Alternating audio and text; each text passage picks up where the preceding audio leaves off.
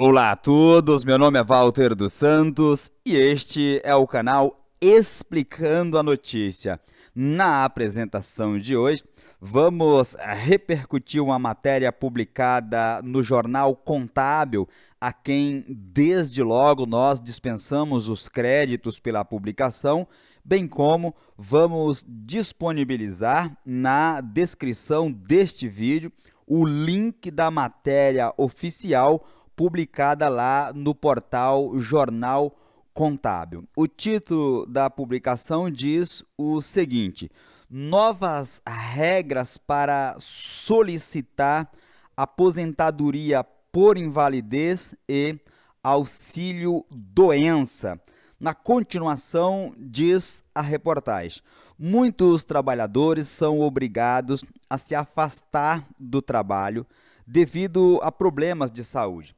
Mas, como está previsto na lei, o trabalhador tem direito de receber o auxílio doença para os casos temporários ou a aposentadoria por invalidez naqueles casos em que o trabalhador não pode mais voltar às suas atividades devido à gravidade da doença. Na sequência, diz a publicação do Jornal Contábil. Acontece que a Previdência Social divulgou novas regras para o recebimento dos benefícios, quais sejam auxílio-doença e aposentadoria por invalidez, fazendo referência aqui às atualizações que tivemos no direito previdenciário.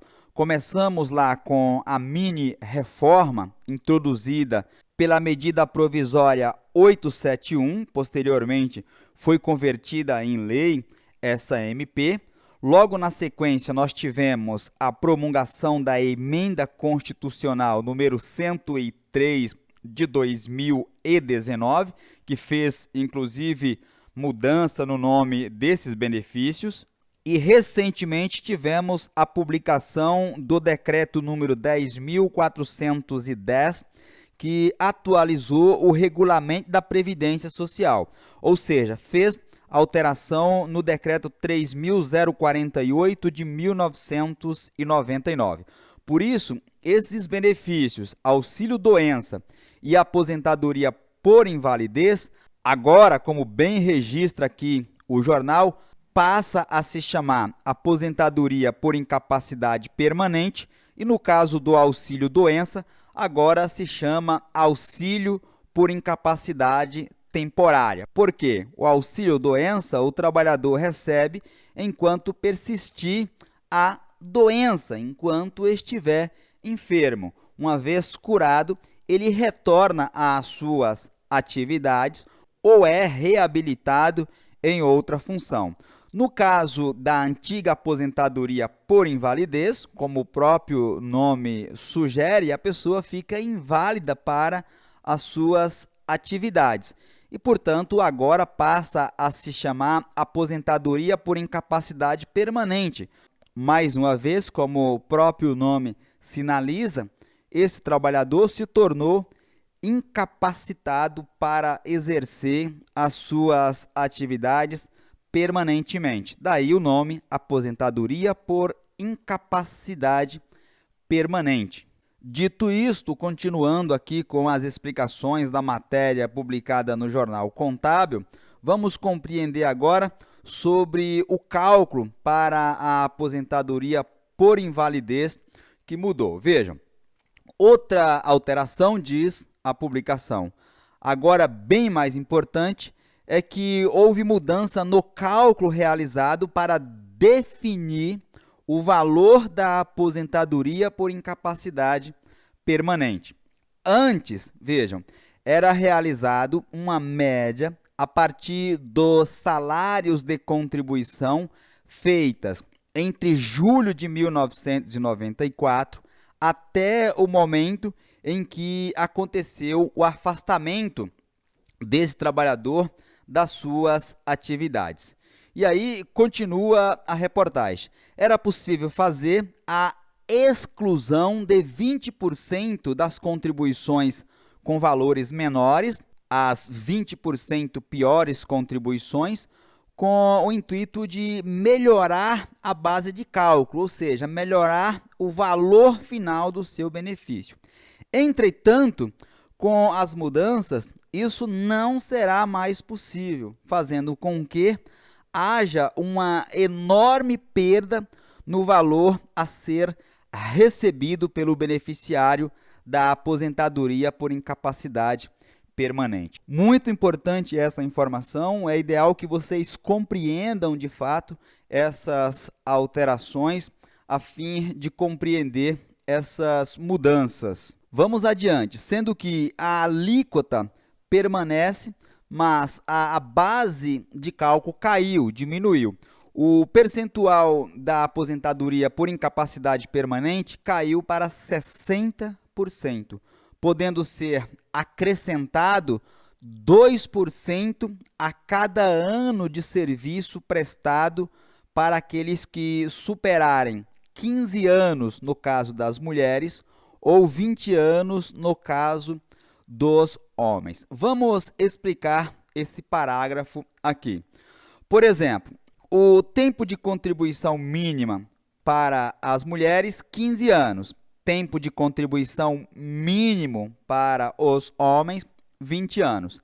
Então, a cada ano que passar, a cada ano a mais desse mínimo necessário, acrescenta-se 2%. Então, para cada ano a mais do mínimo necessário, por exemplo, 16 anos de contribuição no caso das mulheres, acrescenta mais 2%. Então, esse valor aqui, que inicialmente é de 60%, passaria a ser 62% e assim sucessivamente. A cada ano de serviço a mais, como bem está posto aqui na matéria, acrescenta-se 2% sobre o valor do benefício que a pessoa teria direito. Já para o caso do antigo auxílio-doença, que agora, como dissemos acima, passa a se chamar auxílio por incapacidade temporária, continua os 91% da média salarial, 91% da média salarial do trabalhador ou da trabalhadora.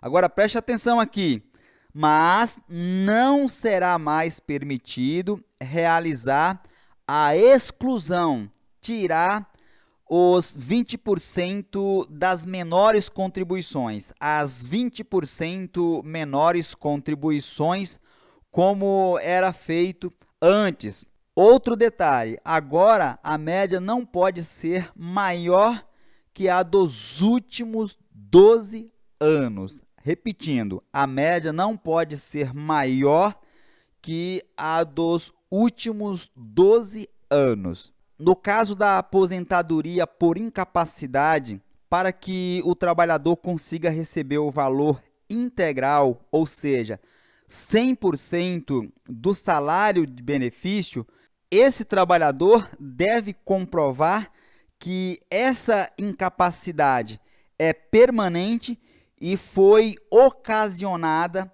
por acidente do trabalho. A sua incapacidade tem que estar relacionada à atividade do trabalho, ou um agravamento, ou mesmo um acidente sofrido no local de trabalho. Em outras palavras, a lesão ou a doença deve ser decorrente do exercício de suas atividades, do exercício do seu trabalho. Sendo assim, não terá a redução prevista para 60%. Nesses casos, no exemplo que eu expliquei acima, o trabalhador ou a trabalhadora recebe 100% do valor do benefício. Com essas considerações, espero ter contribuído com o seu entendimento sobre esse tema. Aproveito a oportunidade para te convidar, caso você não seja ainda, inscreva-se neste canal, ative o sininho das notificações, a fim de que você seja avisado, avisada, todas as vezes que fizermos uma nova publicação com assuntos importantes, como este que eu acabei de te apresentar. Do mesmo modo, deixa o seu like, o seu joinha, para o YouTube entender que neste canal tratamos de assuntos importantes para a sociedade. E por fim, compartilhe este vídeo em suas redes sociais e grupo de WhatsApp, a fim de que consigamos informar e, por consequência, ajudarmos o maior número de pessoas possíveis. Um forte abraço e fiquem todos atentos até a minha próxima publicação.